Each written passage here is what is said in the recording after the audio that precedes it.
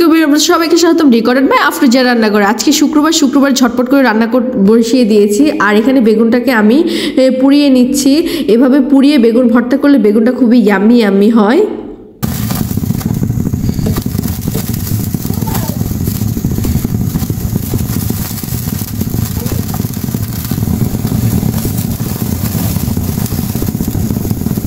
এটাকে বারবার উল্টে পাল্টে দিতে হবে, না হয় পুড়ে যাবে, খুব খেয়াল রাখতে হবে। আর এই দিকে আমি টাকি মাছ, এটা হচ্ছে একদম দেশের ফ্রেশ টাকি মাছ, সেটা আমি ছোট ছোট পিস করে নিয়েছি। এটা আমি আলু দিয়ে একদম ঝাল করে রান্না করব। প্লাস এখানে আমি মুরগিটা কাটিং করে নিচ্ছি। করার পর এটাকে ভালো করে ক্লিনিং করে নিয়েছি, করে আমি রান্না স্টার্ট করে দিব।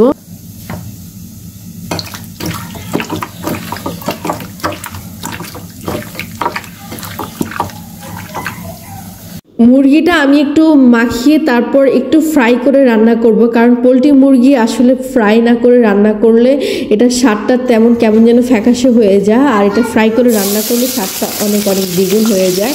এখানে আমি যেহেতু মাছটা একদম মাখা করে রান্না করব, সেটার জন্য আমি বেশি করে পেঁয়াজ কাঁচামরিচ দিয়ে দিয়েছি, আর অবশ্যই টমেটো প্রায় 4টার মতো দিয়ে দিয়েছি। আর এখানে আমি যেখানে মুরগিটা ফ্রাই করেছিলাম সেখানে আমি এলাচ, দারচিনি, তেজপাতা দিয়ে দিয়েছি।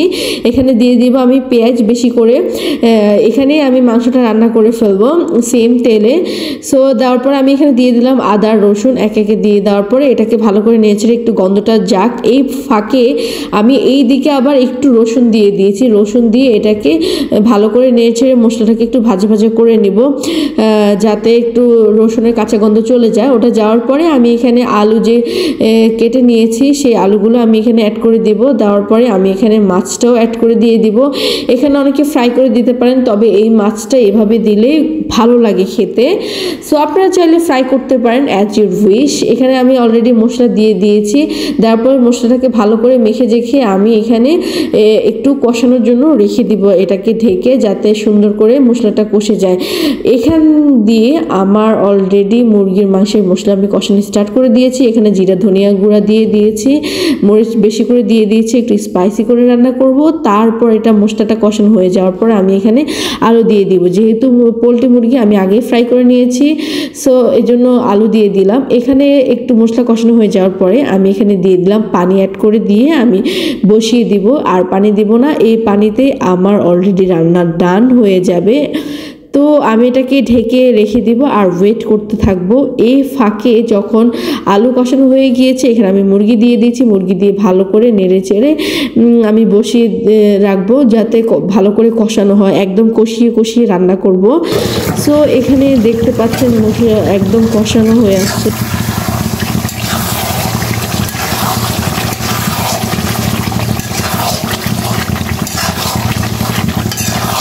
আমি এখন পানি অ্যাড করে দিয়ে দিব। বেশি পানি দিব না, লিমিট করে দিব। এখানে একবারই দেওয়ার পরে দেখেন অলরেডি আমার রান্না হয়ে গেছে, আর দেখতে পাচ্ছেন কতটা ইয়াম্মি হয়েছে। পোলট্রিটা এভাবে রান্না করে দেখবেন, খুবই ইয়াম্মি লাগবে। এদিকে আমার মাছের চচ্চড়িটা হয়ে গিয়েছে। আমি উপরে অলরেডি ধনিয়া পাতা দিয়ে দিয়েছি। এটা নামিয়ে ফেলবো। এটা গরম ভাতের সাথে খেতে ট্রাস্ট মি এত বেশি ইয়াম্মি লাগে যা বলার বাহিরে। তো এখানে আমি অলরেডি ভর্তা করার জন্য সব কিছু নিয়ে নিয়েছি। বেগুনটা পুড়ে নেওয়ার পরে ঠান্ডা হয়ে যাওয়ার পরে আমি এখন উপরের খোসাটা ফেলে দিব। তারপর আমি বেগুনটাকে নিয়ে নিব। দেখতে পাচ্ছেন কি সুন্দর সিদ্ধ হয়ে গিয়েছে বেগুনটা। টমেটোগুলো একেবারে সিদ্ধ হয়ে গিয়েছে, অসাধারণ। আর একটা সুন্দর একটা অ্যারোমা বের হচ্ছে, মানে কি বলবো আপনাকে, মনে হয় যেন আমি মাটির চুলায় এটা রান্না করছি, এতটা খুবই ইয়াম্মি হয়েছে।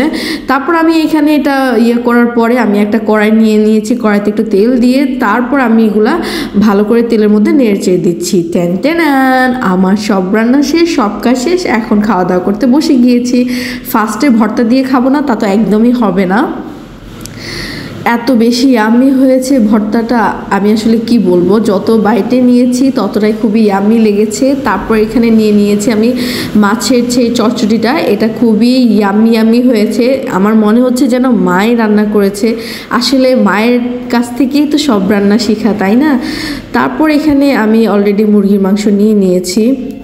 মুরগির মাংসটা অসাধারণ হয়েছে আর সালাতের সাথে তো খুবই ইয়াম্মি লাগতেছিল।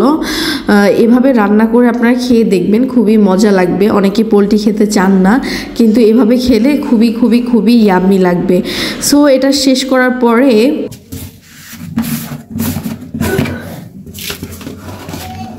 এখানে আমি অনেক দিন ধরে ভাবতেছি খিচুড়ি রান্না করে খাবো গরম গরম।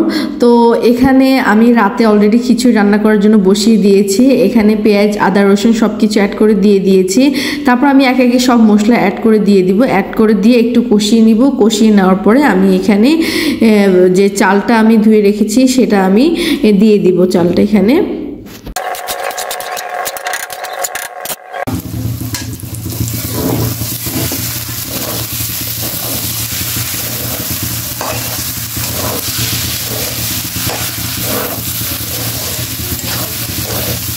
যাই হোক, ভালো করে ভাজার পরে আমি এখানে পানি অ্যাড করে দিয়ে দিয়েছি। পানি অ্যাড করে একদম নেড়েচেড়ে আমি ঢেকে রেখে দিব।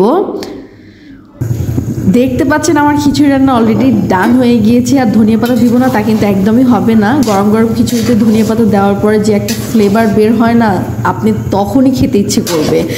সো আমার মতো কে কে খিচুড়ি লাভার আমাকে অবশ্যই জানাতে পারেন। আমি তো খুবই পছন্দ করি, আমার ইচ্ছে করে 2 দিন পর পরই খিচুড়ি খাই।